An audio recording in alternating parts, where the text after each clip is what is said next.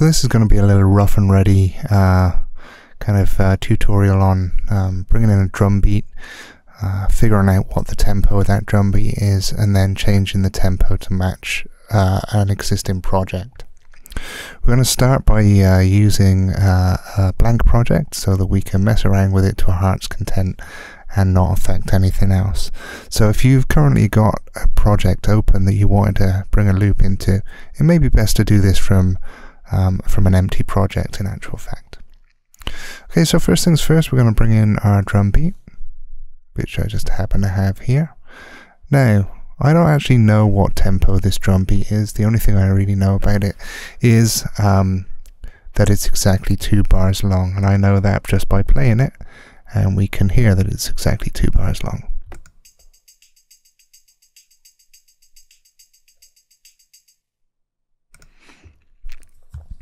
So right now I'm up here. Oh, I should play that to you again. I'm sorry, I have my old computer died this week, and so I don't actually have a secondary machine on which to record this through to, so things aren't quite as they normally are. So let's just play that again.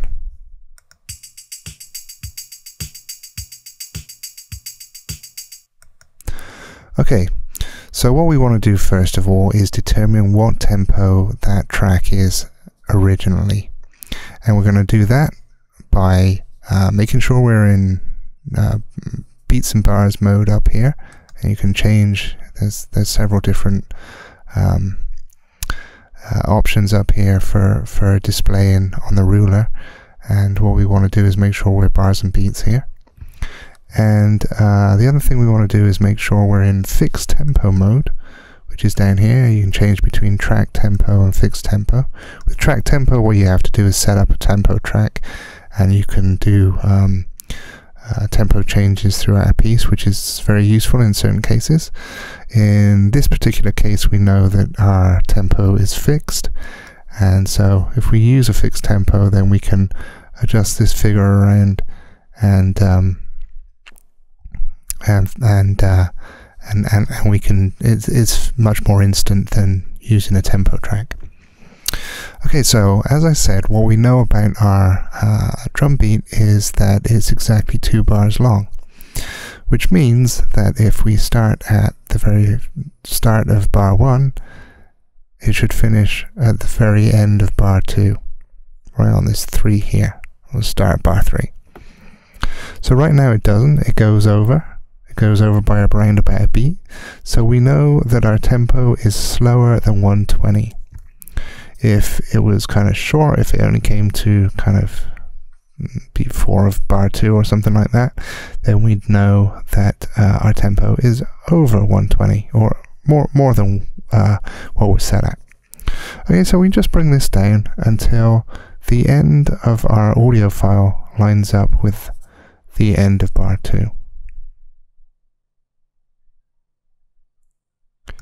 And it looks pretty close there. We're just going to zoom in. That's actually spot on. So our tempo is actually fixed at exactly 105 beats per minute. Now, even if you're only a little bit off, it can have an effect on how you hear your audio loop. If we just kind of loop a section, we're just going to loop those 2 bars around there.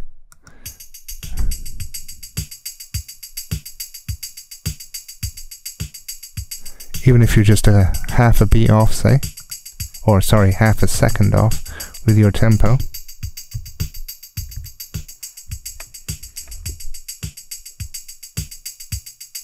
you notice the skip at the end of bar 2,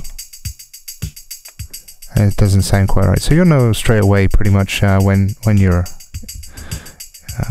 at the right tempo, which we know is 105. Okay, so once we're at 105, if we go into our sample editor, I just double clicked on the audio file there.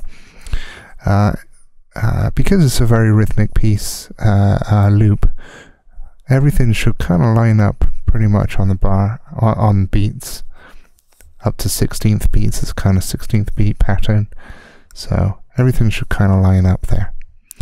Now when we do our hit points, which is what we're going to do next, you can just open up the hit point menu here on the left and hit edit hit points. That's going to create your hit points for you. Now it doesn't necessarily create the right number because there's a threshold here at which it detects hit points. You can set this however you want to capture the right hit points for your project. In this case, we know it's kind of a 16th beat pattern, and so it's captured hit points at 16th beats, and it's kind of listened to the drum beat and determined exactly where those need to be. So once we've created our hit points, now we want to change the hit points into slices. It kicks you out of the editor once you do that, but what you can see, you go in here, is that what it's done is sliced up every 16th note. At this point, it hasn't moved anything around. Everything should still be in exactly the same place, and when you play it, it should sound the same as it did before.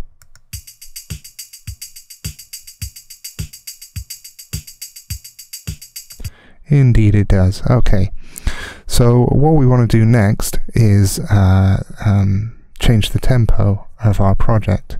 Now if you increase the tempo, say from 1.5 to 1.15, you're most likely going to find that what you're missing is the end of each slice, and it's not going to be noticeable. So you can actually usually increase the tempo and not be able to detect that the drum pattern was not at that original tempo.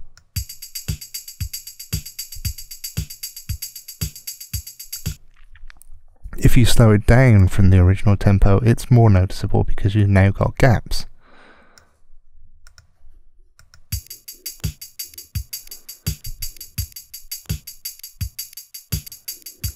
Hopefully you can hear on there that there's a bunch of clicks in there, and we need to deal with that now. There's a couple of things we can do to deal with that. Probably the easiest way to deal with it is to select everything and bring up the quantize panel. Everything's already quantized. We know that it was a spot on the beat kind of thing, so we don't actually need to quantize this anymore. In fact, if we did quantize it, it shouldn't make any effect on what we've got up here.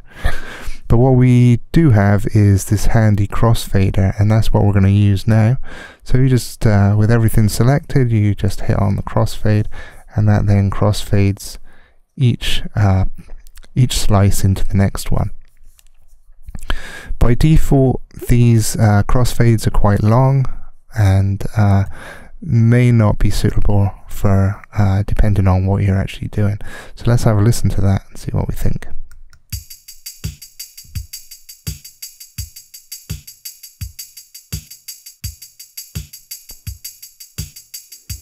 It's actually not bad. But let's see if we can bring down that crossfade to around about 15 milliseconds. I think this is milliseconds. That would kind of make sense. Bring it down to 15 milliseconds. Play it again.